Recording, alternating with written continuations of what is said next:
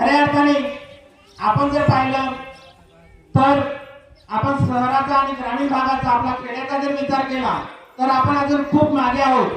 आपण शिक्षणात सगळ्याच गोष्टींमध्ये मागे आहोत। आपण मागे का आहोत याचं सुद्धा आपण कारण शोधलं पाहिजे आणि आपण आपली प्रगती कशी होईल त्याच्या दृष्टिकोनातून आपण विचार केला पाहिजे आणि तो आजच्या दिवशी आपण खऱ्या अर्थाने त्याचा सुद्धा विचार केला पाहिजे की आपण आपली जी काही प्रगती आहे ती का मागे आहे। तर जे काही विद्यार्थी स्लोगन्स एक सांगत होते ते को शिकाना आहे, आदिवासी को बचाना आहे आणि लहान लहान मुलं आहेत त्या सगळ्यांना शिकवावं लागणार आहे। फक्त शिकवावंच नाही तर चांगल्या प्रकारे त्यांच्यावर संस्कार घडवावे लागणार आहेत।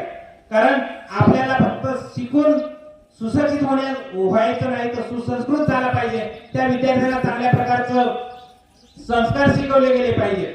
शाळेत शिकतील त्याचबरोबर घरात सुद्धा चांगल्या प्रकारचे संस्कार आले पाहिजे। मी मुद्दामून एक उदाहरण देतोय की पूर्वीचे लोक फाटकी पॅन्ट वापरायचे का ती परिस्थिती तशी होती, परिस्थिती म्हणून फाटकी पॅन्ट वापरायचे।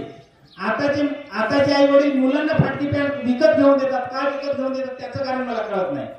म्हणजे खऱ्या अर्थाने आताचे आई वडील मुलांना आई वडील आपण तर मुलांना फाटकी पॅन्ट का विकत घेऊन देतो। आम्ही पूर्वी ज्यावेळेस आई वडिलांची परिस्थिती नव्हती त्यावेळेस ती फाटकी पॅन्ट फिरवायचो, परंतु आताच्या आई वडिलांकडे पैसा आहे म्हणून फाटकी पॅन्ट घेऊन देतात।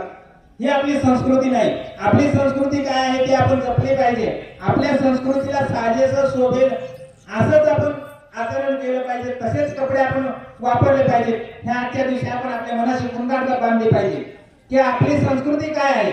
अरे पूर्वी आपल्याकडचा हाफ पॅन्टवर माणूस मुंबईला गेला तर मुंबईची लोक हसत होती।